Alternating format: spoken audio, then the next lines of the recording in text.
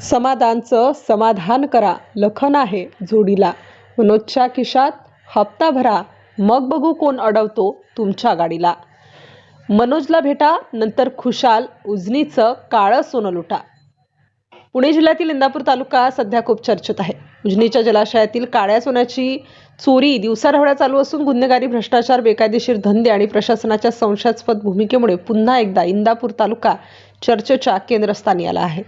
मटका, खुलेआम दारू विक्री, जुगार क्लब, वाळू माफी आणि इतर अनधिकृत धंदे हे जणू काही इंदापूरमध्ये अधिकृतच झाले आहेत, असं संतप्त सवाल आता नागरिक विचारू लागले आहेत. बेकायदेशीर कामं करायची असतील तर मग मटका असो, दारू किंवा जुगार, तर मनोजला भेटा. लखन समाधानचे समाधान करा व शहरात खुलेआम वाळूचा उपसा करा, असं बोललं जातंय. प्रशासनाची अडीमिडी, गुपचिडी. उजनी जलाशयाच्या काठावरील अनेक गावात रस्त्यावरून खुलेआम वाळू वाहतूक सुरू असताना अधिकारी व महसूल प्रशासन याकडे जाणून बुजून दुर्लक्ष करत असल्याचे बोलले जात आहे. तर रात्रभर पहारा देणारे पोलीस हेच वाळू साथीदार असल्याची चर्चा गावागावातून सुरू आहे. परिणामी अवैध वाळू व्यवसायाचे पाडेमुळे खोलवर रुजत आहेत.